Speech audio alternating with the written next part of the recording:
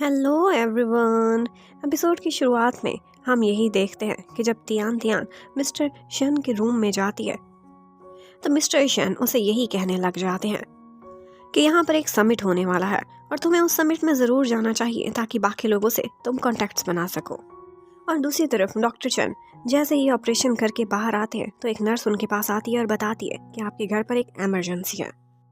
वो जल्दी जल्दी जैसे ही घर पहुंचते हैं देखते हैं कि एक कैट उनके घर के बाहर से निकल रही है और बाहर डिलीवरी बॉय ने जो खाना रखा था वो भी खराब हो चुका था। खाने को लेकर वो डिलीवरी बॉय के पास जाते हैं और इस पर काफ़ी ज़्यादा गुस्सा करते हैं। डिलीवरी बॉय तो वहाँ से जा रहा था और उसकी नज़र उस कैट पर पड़ जाती है तो वो यही कहने लगता है कि शायद ये इस कैट ने ही खराब किया होगा।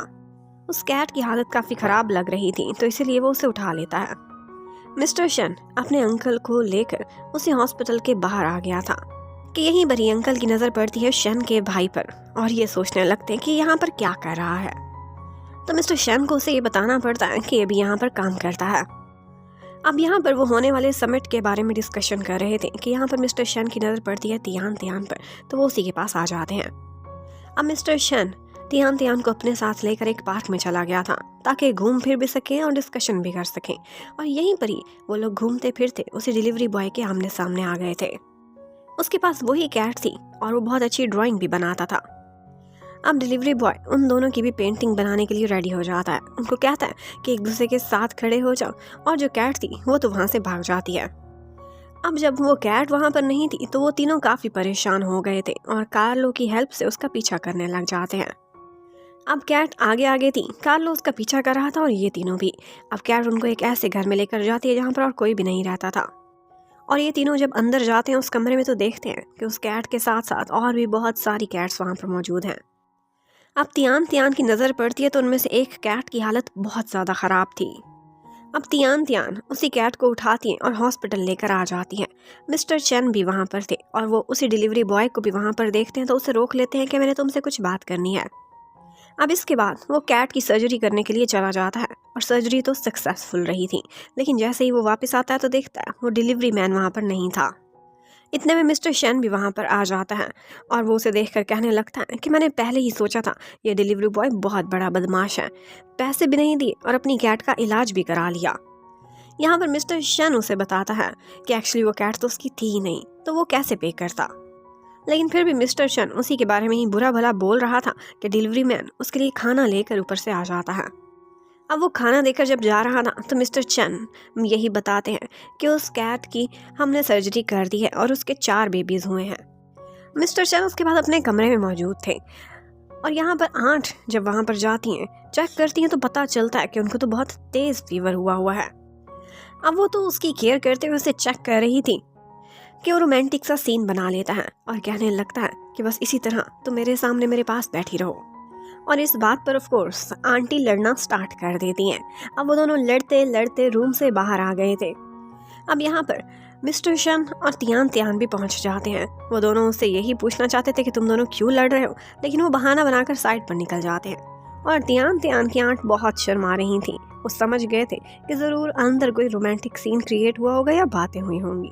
डॉक्टर शन जब अपने केबिन में बैठे हुए थे तो ये दोनों उसके पास जाते हैं। डॉक्टर शन पूछने लगता है कि डिलीवरी मैन कहाँ गया है। वो बताते हैं कि वो तो जा चुका और जाते जाते डिलीवरी मैन उसके लिए एक पेंटिंग भी छोड़ कर गया था। ये सर्जरी करते हुए उसने उसकी बनाई थी और यहाँ पर वो बहुत ज़्यादा अच्छे लग रहे थे। ये पेंटिंग डॉक्टर शन को काफ़ी पसंद आई थी। अब इसके बाद सीन शिफ्ट होता है। तियान तियान अपने रूम में बुलाती है मिस्टर शन के भाई को और अपने भाई को और उनके ज़िम्मे एक काम लगा देती है। और वो काम कोई और नहीं था बल्कि रेस्क्यू का काम था। जो कैट्स उस रूम में एबंडेंट थी उनको लेकर आना था। अब नेक्स्ट डे वो लोग ये काम करने लग जाते हैं। उस रूम में जाते हैं और वहाँ से सारी कैट्स को रेस्क्यू करके लेकर आ जाते हैं।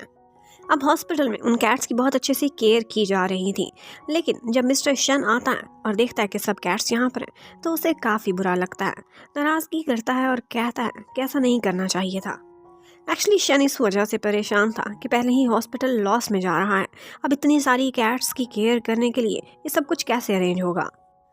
लेकिन यहाँ पर शन का भाई कहने लगता है कि कोई परेशानी की बात नहीं, यहाँ पर करीब ही एक कैफ़े है, वहाँ पर जाकर कैट्स को दे सकते हैं। और तियान तियान को भी ये आइडिया पसंद आता है।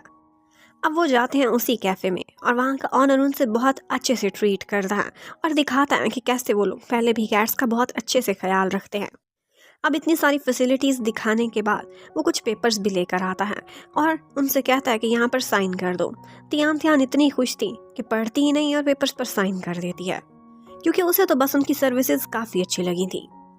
अब कैफ़े से बाहर आने पर मिस्टर शन उससे कहने लगता है कि तुम्हें ऐसे ही साइन नहीं कर देने चाहिए थे, मुझे नहीं लगता कि सब कुछ इतना सीधा है।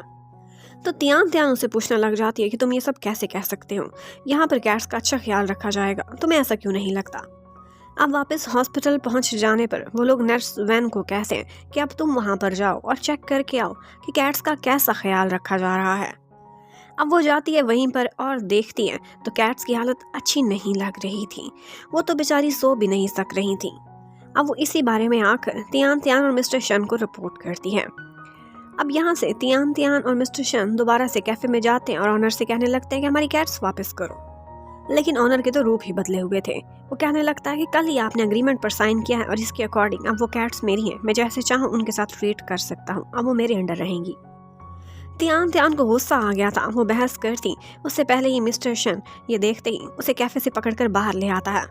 अब वो बाहर आकर उसे डांटता भी है कि मैंने तुम्हें कहा था कि ऐसे ही साइन नहीं करते, तुम्हें उस एग्रीमेंट को पहले पढ़ लेना चाहिए था। मिस्टर शन को तो एक ज़रूरी काम था तो वो तो वहाँ से चला गया था, लेकिन तियान तियान कैट्स को लेकर काफ़ी परेशान थी।